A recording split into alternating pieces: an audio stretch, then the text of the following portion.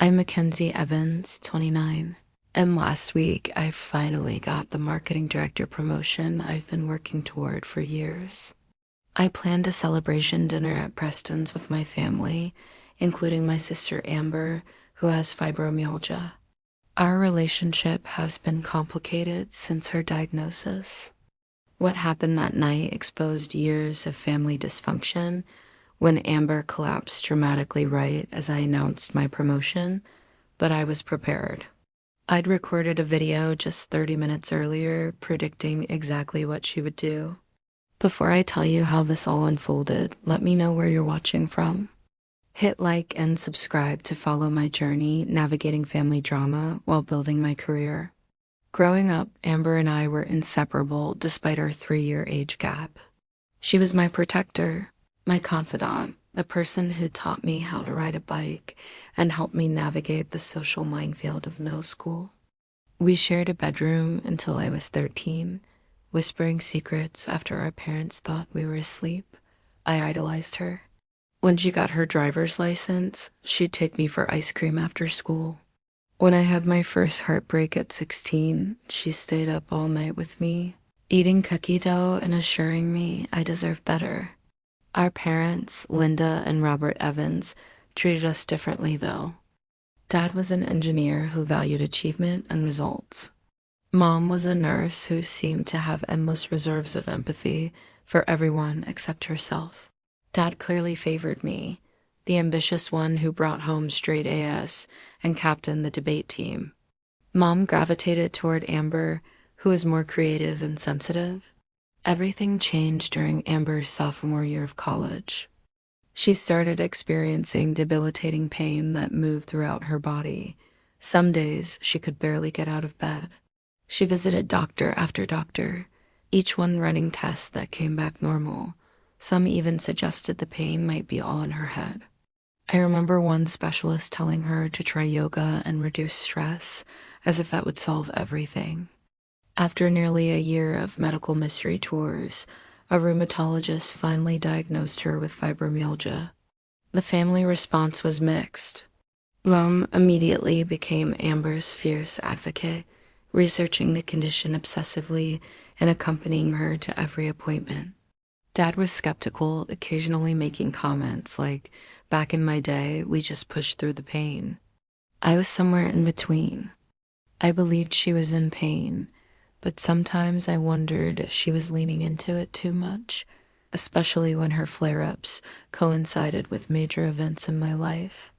I'm not proud to admit this, but sometimes I question the convenience of her timing. When I graduated from college with honors, Amber had such severe pain she needed a wheelchair for the ceremony, drawing concerned glances from everyone. When I got my first promotion, she had to leave my celebration early because of a migraine. I felt guilty for even thinking this way. Who would choose to be in pain? But the pattern was hard to ignore. As Amber's condition worsened, she had to drop out of college. She moved back home with our parents, who converted the den into a bedroom for her so she wouldn't have to navigate stairs. I continued on my path, graduating with a marketing degree and landing a job at Bradley and Hayes, a mid-sized marketing firm with impressive clients. I threw myself into my work, partly to escape the increasingly tense family dynamics at home. Mom became Amber's caretaker, scheduling her life around Amber's doctor appointments and bad days. Dad retreated into longer hours at work, uncomfortable with a situation he couldn't fix with logic or effort. And I visited less and less, feeling guilty about my health and success, while simultaneously resenting how Amber's condition had become the sun around which our family orbited. By the time I was 26, I had moved to an apartment downtown and was steadily climbing the corporate ladder. My visits home became predictable. Dad would brag about my accomplishments. Mom would gently remind everyone of Amber's struggles. And Amber would either put on a brave face or have a health crisis that refocused everyone's attention. I started dreading family gatherings, then feeling terrible about dreading them. 2 years ago, I started seeing a therapist, Dr. Taylor, to work through my complicated feelings. She helped me understand that it was possible to both love my sister and feel frustrated by the dynamics her illness had created. She encouraged me to rebuild my relationship with Amber, separate from our parents. I tried. I invited Amber to my apartment for sisters' nights. I researched fibromyalgia to better understand her experience. I sent her care packages with heating pads and specialty teas. Sometimes it worked. We'd have glimpses of our old closeness, laughing at inside jokes or reminiscing about childhood adventures. Other times, the weight of unspoken resentments hung between us like a heavy curtain. Last year, Amber started dating Michael, a physical therapist she met at a pain management clinic. He seemed to genuinely understand her condition and treated her with a compassion that didn't slip into pity. For the first time in years, she had someone besides our mother who fully believed and supported her. I was genuinely happy for her, even as I noticed that her pain episodes became less frequent around him, but still flared dramatically around family gatherings centered on my achievements. Dr. Taylor suggested that Amber might unconsciously be seeking the attention and validation she felt she lost when her illness forced her to abandon her own ambitions. It made sense, but understanding the pattern didn't make it easier to deal with when it happened. I wanted to be compassionate, but I also wanted to enjoy my own milestones without them becoming about Amber. By the time my big promotion came around, our relationship had improved but remained fragile. I wanted to include her in my celebration. I wanted her to be genuinely happy for me. But as I planned the dinner, I couldn't shake the nagging feeling that history would repeat itself. I just didn't know yet how dramatically it would play out, or how it would finally force us to confront the dysfunction we'd been dancing around for years. The past 6 months at Bradley and Hayes have been nothing short of exhilarating. Our team had landed the Meridian Hotels account, a client we'd been courting for years. As the senior marketing strategist, I was tasked with developing their rebranding campaign, a high-visibility project that would either establish us as a top-tier agency or become a very public failure. For weeks, I barely saw my apartment except to shower and change clothes. My boyfriend, Brian, was endlessly patient bringing me dinner at the office and listening to me brainstorm taglines at midnight. I canceled plans with friends, worked through weekends, and dreamt about font choices and color schemes. The campaign consumed me, but in the best possible way. I felt alive, purposeful, completely in my element. When we presented to Meridian's executive team, I was terrified but prepared. I'd rehearsed until every word flowed naturally, anticipated every possible question, and built contingencies into the proposal. When their CEO leaned forward after our presentation and simply said, "This is exactly what we've been looking for," the rush was indescribable. Our team celebrated that night, but I knew the real work was just beginning. The next 3 months were a blur of implementation challenges, midnight revisions, and intense collaboration. The campaign launched to overwhelmingly positive response. Social media engagement increased by 340%. Booking rates jumped 28% in the first month. Industry publications featured our work as a case study in effective rebranding. 2 weeks after the metrics confirmed our success, Nathan Phillips, our managing director, called me into his office. As I sat across from his imposing mahogany desk, he leaned back in his chair and fixed me with an appraising look. "The board and I have been discussing the future of the company," he said, tapping his pen against a folder. Asterisk, with our recent growth, we need to restructure the leadership team. We need someone with vision and proven results to serve as marketing director. My heart hammered against my ribs. This was the position I'd been working toward since joining the company 5 years ago. Your work on the Meridian campaign demonstrated exactly the kind of innovative thinking and execution we need, asterisk Nathan continued. We'd like to offer you the position with the corresponding salary adjustment and team expansion. I managed to maintain my professional composure during the meeting. asking thoughtful questions about responsibilities and expectations. But the moment I closed his office door behind me, I had to duck into the bathroom to contain my excitement. The salary increase alone would allow me to finally pay off my student loans and start thinking about buying a condo instead of renting. The professional recognition validated years of late nights and sacrificed weekends. That evening, Brian took me to our favorite rooftop bar to celebrate. As we clinked glasses under string lights, looking out at the city skyline, he asked how I wanted to share the news with my family. I want to do something special, I said, asterisk, something that brings everyone together in a positive way. The idea of a family dinner at Preston's took shape. Preston S was the restaurant where we celebrated special occasions throughout my childhood, my parents' anniversaries, Amber's high school graduation, my college acceptance. It was upscale without being pretentious, with private dining rooms that would allow us to celebrate without the noise and distractions of the main restaurant. I made reservations for the following Friday and sent formal invitations to my parents, Amber, my Aunt Grace, and cousin Rachel. I specified cocktail attire, wanting to emphasize the significance of the occasion. Brian would join us later for dessert after his late meeting. As the day approached, I threw myself into planning details, selecting a menu that accommodated everyone's preferences and dietary needs. Ordering a custom cake with the Bradley and Hayes logo and "Congratulations, Marketing Director" written, an elegant script, and choosing a champagne that even my picky father would approve of. The night before the dinner, Mom called to confirm that Amber was having a good day and would definitely attend. Asterisk, she's so proud of you, sweetie. Asterisk, she assured me, though something in her tone suggested she was trying to convince herself as much as me. We all are. I wanted to believe her.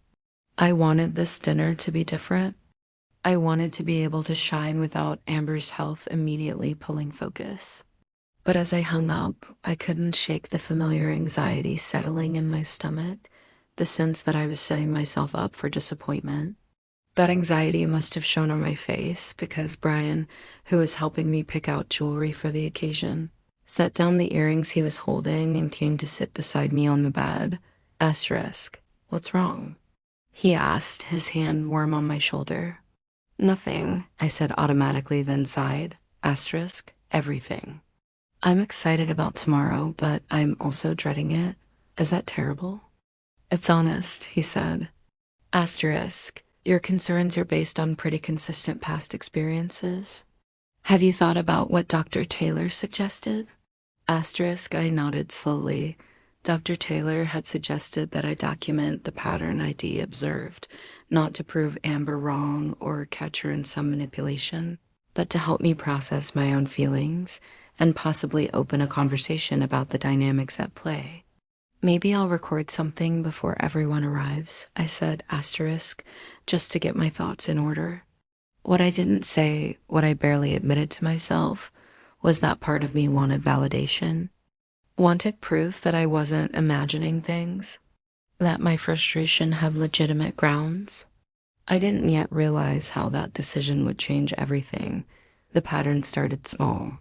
During my high school graduation party, Amber, then a college sophomore, developed a sudden migraine that required her to lie down in a darkened room.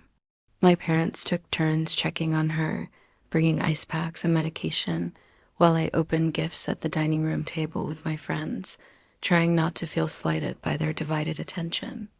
In college, when I made the dean's list my freshman year, my parents planned to take me to dinner.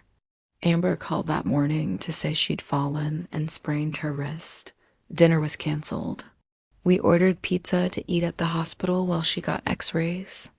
After her fibromyalgia diagnosis, these incidents seemed more medically legitimate, but still followed a suspicious timing pattern. My college graduation should have been my moment. I double majored in marketing and business administration, graduating summa cum laude. Instead, all anyone could talk about was Amber's need for a wheelchair that day. How brave she was to attend, despite being in tremendous pain. Photos from that day show me in my cap and gown, smile fixed, while family members hover protectively around Amber. 2 years ago, when I received my first promotion to senior strategist, we planned a small family dinner. Amber arrived looking pale and withdrew halfway through the meal with a severe migraine and nausea.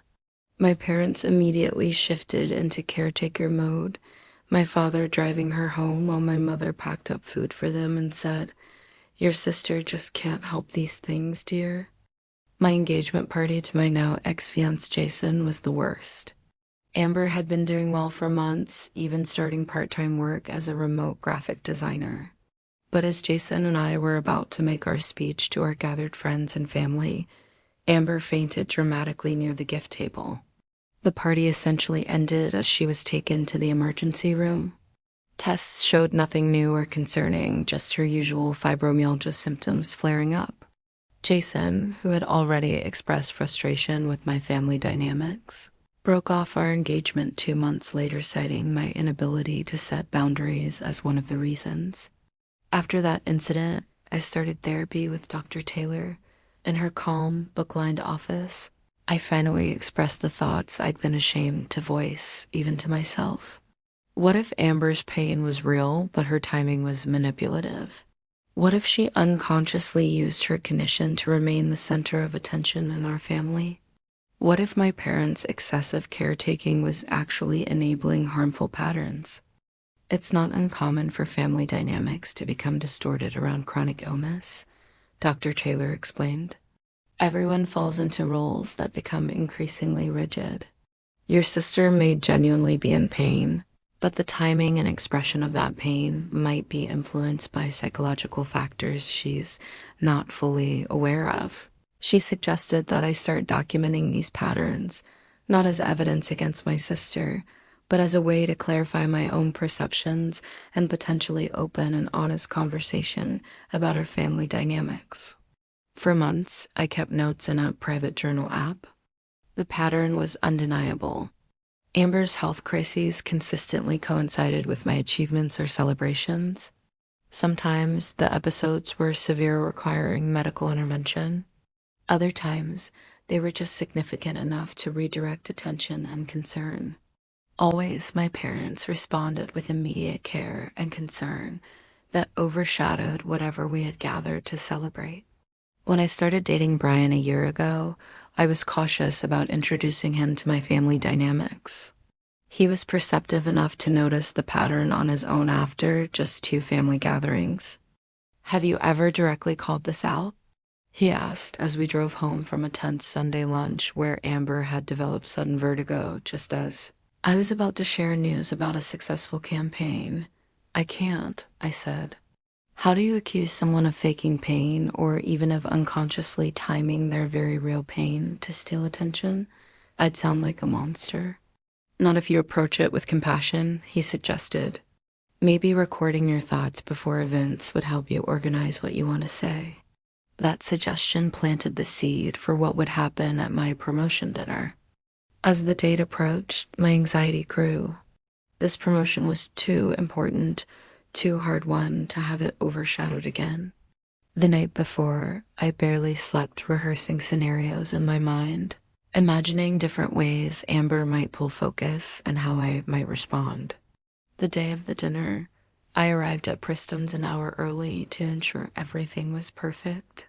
The private dining room was elegantly set with cream linens and low centerpieces of hydrangeas and roses. The champagne was chilling. The custom cake was safely in the kitchen. Everything was ready. 30 minutes before my guests were due to arrive, I sat alone at the head of the table and opened my phone's video app. I hesitated, finger hovering over the record button, questioning if this was petty or mean-spirited. But then I remembered Dr. Taylor's words about clarifying my own perceptions, and I pressed record. At 6:30 p.m. on Friday, October 15th, I began, feeling slightly ridiculous but pushing forward. In half an hour, my family will arrive to celebrate my promotion to marketing director at Bradley and Hayes. Based on established patterns, I predict that Amber will have some kind of health crisis precisely when attention is focused on my achievement. I continued, my voice growing steadier. Specifically, I think it will happen when I stand to make my formal announcement. She either develop a sudden migraine, experience extreme pain requiring her to leave, or if she's feeling particularly dramatic, actually collapse or faint. Mom will immediately shift to caretaker mode. Dad will look uncomfortable but follow Mom's lead, and my celebration will become another episode of The Amber Show. I paused, then added, I'm not saying her pain isn't real. I believe she has fibromyalgia and suffers genuinely. What I question is the consistent timing and whether there is an unconscious pattern of using health crises to maintain her role as the family focus. I'm recording this not to say I told you so, but because I need to validate my own perceptions and possibly start an honest conversation about our family dynamics. I stopped recording and stared at my phone, feeling a mix of guilt and validation. What I didn't know then was that this 3-minute video would crack open years of family dysfunction. And to my surprise, she smiled. A real smile, not the tight, pained one she wore when trying to push through a flare-up, or the forced grin that usually appeared when attention shifted from her. For a flicker of a moment, I allowed myself to believe maybe tonight would be different. The entrees arrived: seared halibut, filet mignon, mushroom risotto, and we ate with genuine enjoyment. Even Amber was picking at her food, though she leaned heavily against Michael and occasionally closed her eyes for a few seconds at a time. At 8:10 p.m., I stood to make my announcement. My heart pounded, not from nerves about public speaking, but from the anticipation of what might happen. I had rehearsed the speech in front of the mirror, edited it until the rhythm felt right, and even practiced pausing for polite laughter. Still, I felt my stomach tighten as I raised my glass. Thank you all for coming tonight, I began, my voice steady, sure. Being promoted to marketing director at Bradley and Hayes is a milestone I've worked toward for nearly a decade. And I couldn't have done it without your support. My mother wiped away a tear. My father nodded solemnly. Brian, who had arrived earlier and slipped in unnoticed, gave me a quiet thumbs up from the corner. I continued, it hasn't always been an easy road. Then Amber let out a small, audible gasp. Heads turned. My mother reached for her instinctively. I'm sorry, Amber said softly, clutching the edge of the table. I just got really dizzy all of a sudden. I think I need some air. I didn't move. I didn't sit down. I just watched silently as the old script began to play out. Michael stood and helped her up. She wobbled slightly, and my mom was already by her side. I'll take her outside, Michael said. She just needs a minute. She didn't eat much, Mom added, her voice tinged with panic. She gets like this when her blood sugar drops. Dad had already started stacking silverware nervously. Aunt Grace looked torn between concern and irritation. Rachel stared straight ahead. I slowly lowered my glass, aware that no one was looking at me anymore. And for the first time, I didn't try to pull their attention back. Instead, I said clearly, let's wait 5 minutes. If she feels better, we'll continue. If not, we'll celebrate without her. The words hung in the air, quiet, bold, and unfamiliar. My mother turned toward me, surprised. Sweetheart, no, Mom, I said gently but firmly. I understand Amber isn't feeling well. I hope she's okay, but this is my night. I'm not letting it slip away.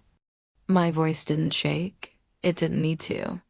Amber paused in the doorway, leaning on Michael, and looked back at me. For a beat, we locked eyes. There was no anger in her expression, just something like recognition. She nodded once, then left the room, and I sat back down. Brian reached under the table and squeezed my hand. Aunt Grace lifted her glass. To Mackenzie, she said. To Mackenzie, echoed Dad, then Rachel, then everyone else. Even Mom. I smiled genuinely this time and raised my glass again. To the future. And to my surprise, she smiled. A real smile, not the tight, pained one she wore when trying to push through a flare-up, or the forced grin that usually appeared when attention shifted from her. For a flicker of a moment, I allowed myself to believe maybe tonight would be different. The entrees arrived: seared halibut, filet mignon, mushroom risotto, and we ate with genuine enjoyment. Even Amber was picking at her food, though she leaned heavily against Michael and occasionally closed her eyes for a few seconds at a time. At 8:10 p.m., I stood to make my announcement. My heart pounded, not from nerves about public speaking, but from the anticipation of what might happen. I had rehearsed the speech in front of the mirror, edited it until the rhythm felt right, and even practiced pausing for polite laughter. Still, I felt my stomach tighten as I raised my glass. "Thank you all for coming tonight," I began, my voice steady, sure. Being promoted to marketing director at Bradley and Hayes is a milestone I've worked toward for nearly a decade. And I couldn't have done it without your support. My mother wiped away a tear. My father nodded solemnly. Brian, who had arrived earlier and slipped in unnoticed, gave me a quiet thumbs up from the corner. I continued. "It hasn't always been an easy road." Then Amber let out a small, audible gasp. Heads turned. My mother reached for her instinctively.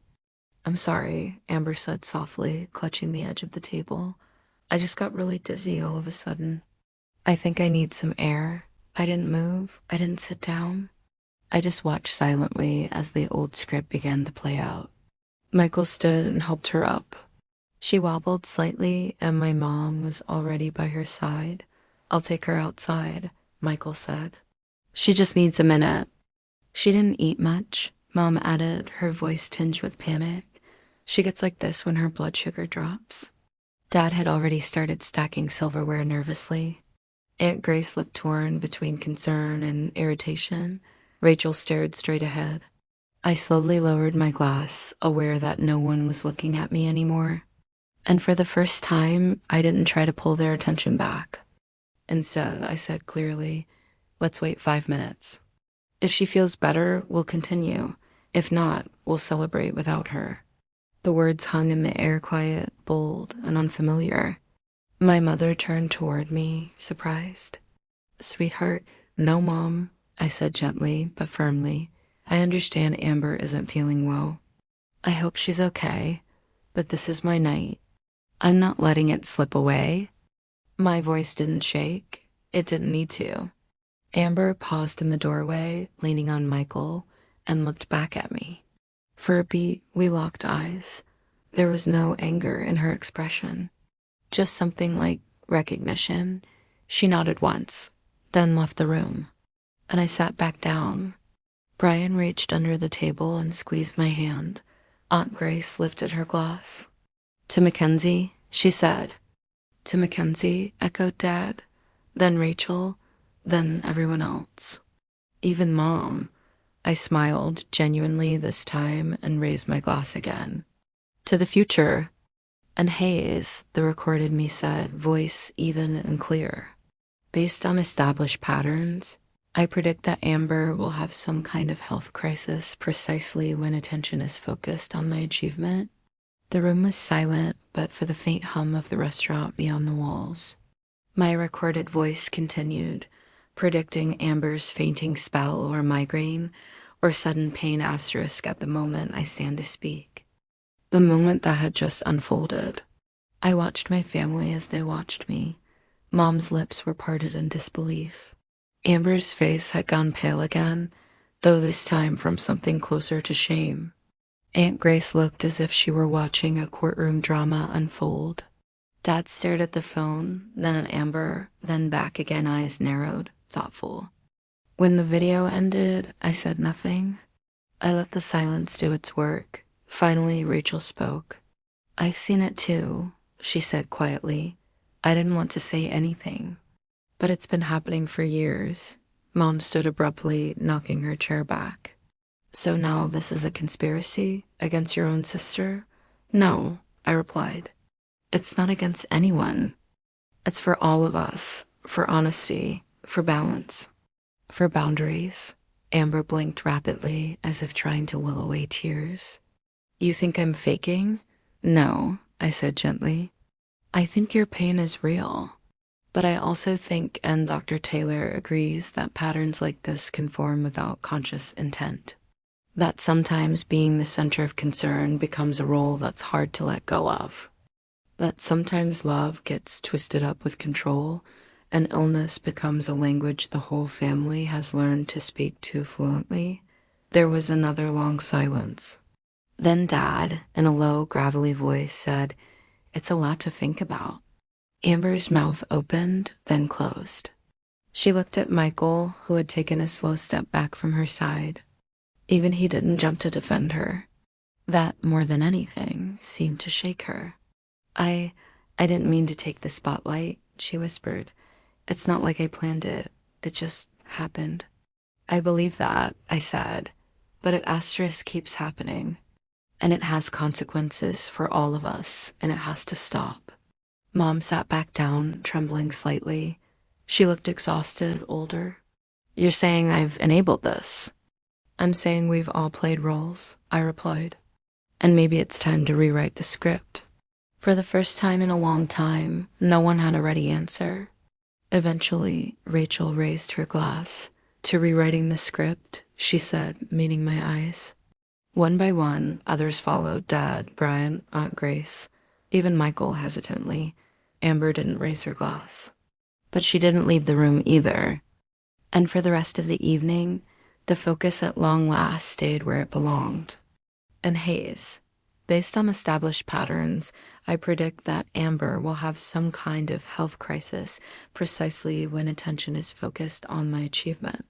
Amber's face crumpled as she watched, tears filling her eyes. Michael looked between her and the video, his expression unreadable. Mom's mouth had formed a perfect O of shock. The recording continued. "Specifically, I think it will happen when I stand to make my formal announcement. She either develop a sudden migraine, experience extreme pain requiring her to leave, or if she's feeling particularly dramatic, actually collapse or faint." A choked sound escaped Amber's throat. Dad was nodding slowly, recognition dawning in his eyes. "I'm not saying her pain isn't real," my recorded self continued. "I believe she has fibromyalgia and suffers genuinely. What I question is the consistent timing, and whether there is an unconscious pattern of using health crises to maintain her role as the family focus." I stopped the video there, not wanting to play the rest. The silence that followed was deafening, broken only by the distant sounds of the main restaurant and Amber's quiet sniffling.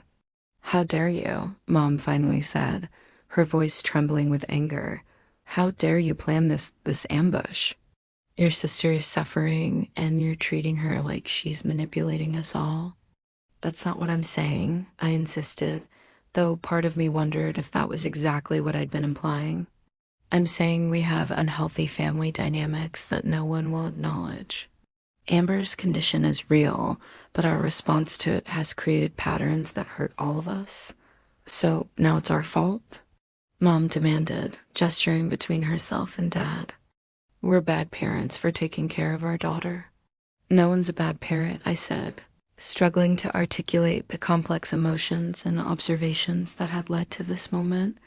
"But can any of you honestly say you don't see the pattern I'm talking about?" The uncomfortable silence that followed was answer enough. Just then, the door opened and Brian appeared, smiling until he registered the tension in the room. "Sorry I'm late," he said hesitantly. "Did I miss the announcement?" "You missed quite a show," Aunt Grace informed him with inappropriate enthusiasm. Amber stood abruptly, swaying slightly. "I need some air," she said, her voice small and hurt. She pushed past Brian and out the door before anyone could react. "Now look what you've done," Mom accused, rising to follow her. Dad hesitated, torn between his wife and daughter. "Linda, wait," he said. "Maybe we should talk about this." "There's nothing to talk about," Mom snapped. "Mackenzie has made her feelings perfectly clear." She stormed out after Amber. Dad looked at me with a mixture of disappointment and dawning recognition. "I'll go make sure they're okay," he said finally. "We'll talk later." He followed Mom, leaving me with Rachel, Aunt Grace, Michael, and the newly arrived Brian.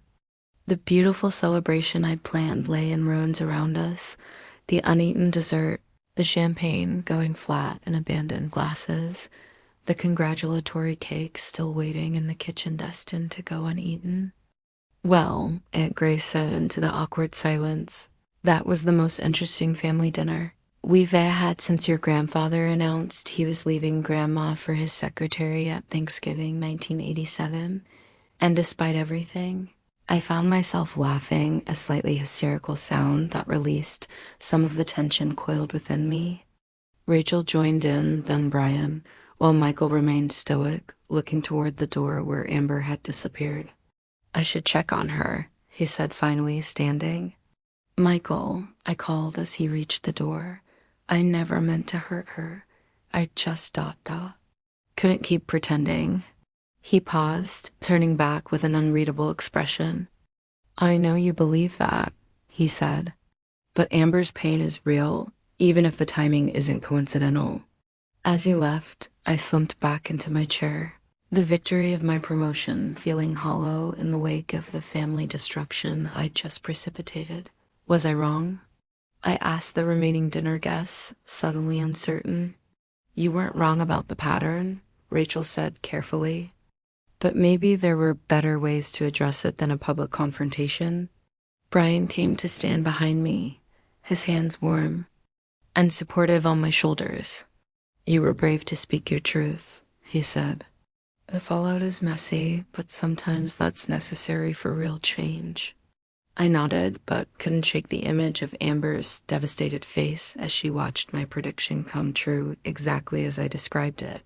I'd wanted validation, wanted to reclaim my moment, but somehow, in doing so, I felt smaller rather than vindicated. The celebration dinner had indeed become unforgettable, but for all the wrong reasons. The restaurant manager appeared at the doorway again, concern evident on his face. "Is everything all right, Miss Evans?" he asked, eyeing the half-empty table and abandoned meals. "Just a family matter," I said, professional mask sliding into place. "Could we get the check, please?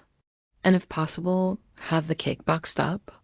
He nodded, clearly relieved that whatever drama had unfolded wasn't going to become his problem. "Of course."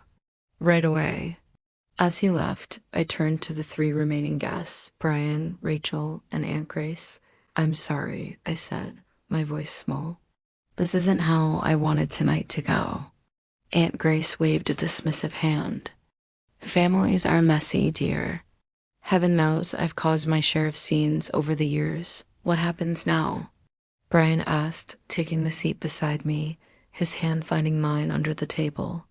"I don't know," I admitted. I'd never confronted this directly before. I just couldn't sit through another episode of... I broke off, the words sounding harsher than I intended. "Of Amber stealing your thunder?" Rachel finished for me. She'd always been the one person who understood the dynamics without judgment. "You're not wrong, Mackenzie. But I think what Michael said is important too. Her pain is real, even if the timing is suspect." "I know that," I insisted. "I've never thought she was faking the pain itself. It's the way everyone responds to it," Brian said. "The way it redirects attention every single time something good happens for you." I nodded, grateful for his understanding. "And how no one will acknowledge the pattern, which makes me feel like I'm imagining things. Or being selfish for wanting my achievements to matter too." The door opened again, and to my surprise, Dad returned alone. His face looked drawn, older somehow, as he took his seat across from me. "Your mother is taking Amber and Michael home," he said. "She wanted me to come with them, but I thought we should talk." "Dad, I'm sorry if I embarrassed you," I began, but he shook his head. "No, I'm the one who should apologize," he said, the words clearly difficult for him. "I've seen this pattern for years, but never had the courage to address it. It was easier to focus on your successes and leave Amber as care to your mother than to deal with the complicated emotions of having a chronically ill child. His honesty stunned me into silence. Dad had never been one for emotional discussions or admitting fault. That video, he continued, was like holding up a mirror to our family, uncomfortable but maybe necessary. I didn't mean to ambush everyone, I said. I recorded it for myself to validate what I was seeing. Playing it tonight was impulsive. Understandable given the circumstances, Aunt Grace interjected. Sometimes a dramatic gesture is needed to break through denial. Your mother doesn't see it that way, Dad said. She thinks you planned this whole evening as some kind of gotcha moment to humiliate your sister. The accusation stung, especially because there was a grain of truth to it. Part of me had wanted validation, wanted to prove I wasn't imagining things, wanted my family to finally see the dynamic that had been playing out for years. Was Amber faking? Rachel asked the question no one else would voice directly. Dad considered this carefully. I don't think she consciously plans these episodes, but after watching that video and seeing how accurately you predicted not just what would happen, but exactly when, it's hard to believe it's purely coincidental. Subconscious behavior can be powerful, Brian offered. She might genuinely feel worse during these times without realizing why. Whatever the case, Dad said, this has forced issues into the open that we've been avoiding for too long. Your mother and I, we haven't been on the same page about Amber's condition for years. She believes in absolute support without question. I've had private doubts about how we might be enabling certain behaviors. Just then, the door burst open again. Mom stood there, her normally carefully maintained appearance disheveled, eyes red from crying. How could you stay here with her? She demanded of Dad. After what she did to your daughter? Linda, Dad said wearily, Mackenzie is also our daughter. Our daughter who just publicly accused her chronically ill sister of faking her symptoms for attention. Mom's voice rose with each word. That's not what I said. I protested, rising to face her. I said her pain is real, but the timing is suspicious. And you know it's true, Mom. You just refuse to see it because it's easier to focus entirely on Amber than to deal with the complex reality. Complex reality? Mom repeated incredulously. The reality is that your sister suffers every day with an invisible illness that most people, including her own sister, apparently don't even believe is real. I believe her condition is real, I insisted. What I don't believe is that it is coincidence that her worst episodes happen exclusively when attention is on me. So you're the victim here? Mom's voice dripped with sarcasm. Poor Mackenzie, so successful and healthy, but can't handle not being the center of attention for 1 minute. Her words hit like a physical blow. I'd expected resistance, but not this level of dismissal and attack. That's enough, Linda, Dad said firmly, standing beside me. This isn't helping anyone. You're taking her side now? Mom looked genuinely shocked. After everything we've been through with Amber? I'm not taking sides, Dad said. I'm saying we need to look honestly at our family dynamics. All of us. The restaurant manager appeared again, clearly disturbed by the rising voices. I'm sorry, but I must ask you to lower your voices or continue this discussion elsewhere. We're just leaving, Mom said coldly. She turned to me, her expression harder than I'd ever seen it.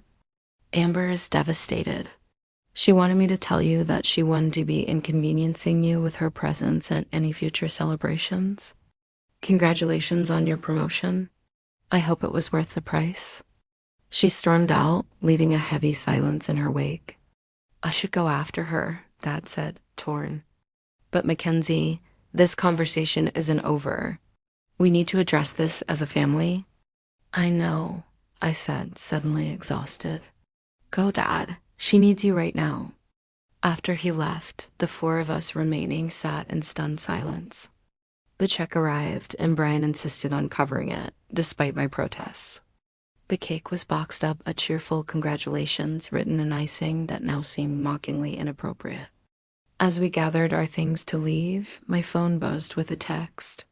It was from Amber, not Mom, as I'd expected. Asterisk, I watched the whole video after you stopped it. You were right about more than you know. We need to talk, but not tonight. I'm sorry for ruining your celebration. Again, asterisk. I stared at the message, unsure how to respond, feeling the first tentative hope that maybe, just maybe, this catastrophic evening might lead to something healing after all. As Brian drove me home, I leaned my head against the cool window, watching the city lights blur through unshed tears. Did I do the right thing? I asked so softly. Brian was quiet for a moment. I don't think there was a right thing in this situation, he finally said. But you did an honest thing, and sometimes that's more important than being right. I nodded, clutching the uneaten celebration cake on my lap, a tangible reminder of how quickly joy can transform into pain when family dynamics are involved. The promotion that should have been a pinnacle moment had become instead a potential turning point, not just in my career, but in my most fundamental relationships. 1 week later, I sat in Dr. Taylor's office, picking at a loose thread on the couch cushion. I recounted the entire evening in excruciating detail, including the aftermath, Mom's radio silence, Dad's cautious text messages checking in, Amber's cryptic message followed by no further communication. So, Dr. Taylor said, setting down her notepad, do you regret showing the video? I considered the question carefully. I regret the timing and the public nature of it, I said finally. But I don't regret bringing the pattern into the open. It needed to be addressed. She nodded. Family systems resist change. Even dysfunctional ones, what you did was disrupt a long-established pattern. That's always going to create turbulence. Turbulence feels like an understatement, I said with a weak laugh. More like a Category 5 hurricane. Have you spoken with Amber directly since that night? I shook my head. I responded to her text, saying I was ready to talk whenever she was, but she hasn't replied. Mom's completely frozen me out. Dad calls every couple of days, but he's walking on eggshells. And how are you feeling about your promotion? Have you been able to celebrate that achievement at all? Therapists suggested we might benefit from some sessions together. Would you consider that? Yes, I said without hesitation. Absolutely yes. She smiled, then a genuine smile that reached her eyes. Congratulations on your promotion, by the way. Marketing director at 29 is pretty impressive. Tell me about the Meridian campaign. I saw some of the billboards downtown, and they looked amazing. And just like that, we began the slow work of rebuilding. We talked for 2 hours on that park bench, covering everything from my promotion to her relationship with Michael. From our childhood memories to our hopes for the future in a light sweater, her hair pulled back in a simple ponytail. She looked younger somehow, more like the sister I remembered from childhood. Hi, she said, sitting beside me, leaving careful space between us. Hi, I replied, suddenly unsure what to say despite rehearsing this moment in my mind for days. We sat in awkward silence for a moment, watching a pair of ducks glide across the water. I'm sorry about your dinner, she finally said. You deserve to celebrate your promotion properly. Thank you, I said. And I'm sorry about how I handled things. The video was, well, it wasn't my finest moment. Amber nodded, picking at a loose thread on her sleeve. But you weren't wrong, she said quietly. I watched the whole video after Mom took me home that night. You stopped it before the end, but I heard everything you said. I winced, remembering my unfiltered thoughts captured in that recording. At first, I was just hurt and angry, she continued. But then I couldn't sleep, and I started thinking about all the incidents you mentioned, your graduation, your engagement party, your first promotion dinner, and the pattern was undeniable. Her admission stunned me. I'd expected denial, defensiveness, anything but this quiet acknowledgement. I talked to Michael about it, she went on. He's noticed it too, but didn't know how to bring it up. And then I talked to my therapist. Yes, I have one too, she added with a small smile at my surprised expression. I've been seeing her for 2 years, mainly for pain management strategies. I didn't know, I said. There's a lot we don't know about each other anymore, she replied. That's part of the problem. She took a deep breath as if gathering courage. My therapist helped me see something I've been avoiding. When I got sick, I lost everything I thought defined me, my education, my career path, my independence. The only role I had left was the sick one, the person everyone worried about and took care of. I listened, really listened, hearing the pain behind her words.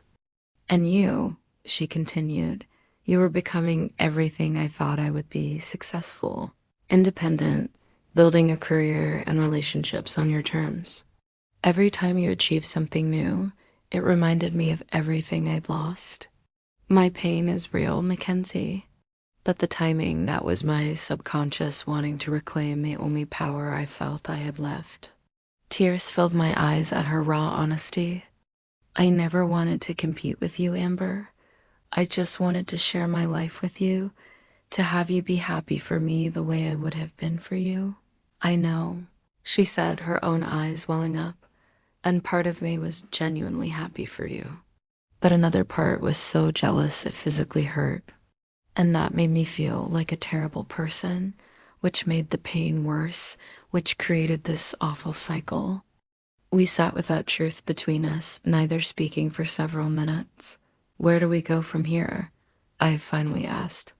Mom's still furious with you, Amber said. She's made your confrontation into another way to focus exclusively on me and my feelings. But Dad, he's been asking questions, suggesting that maybe they've enabled certain patterns. And what do you want? Amber turned to face me fully. I want my sister back, she said simply. I want us to find a way forward that acknowledges my condition without making it the center of our relationship.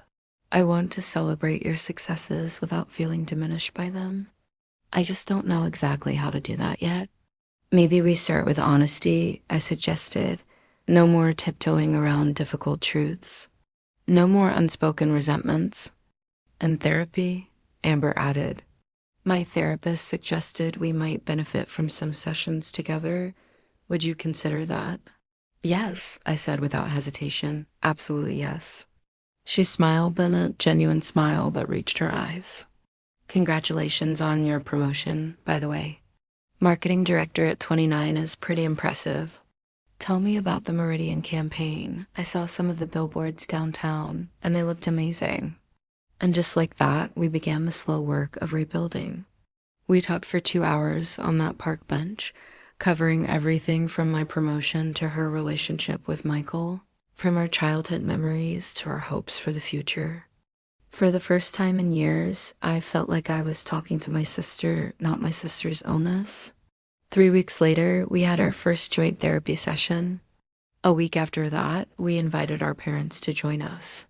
Those early family sessions were tense, tearful, and sometimes heated, but they were honest in a way our interactions hadn't been for years. Mom initially resisted, clinging to her role as Amber's protector and my antagonist. But as Amber herself began to establish healthier boundaries, Mom gradually, reluctantly, began to examine her own behavior patterns.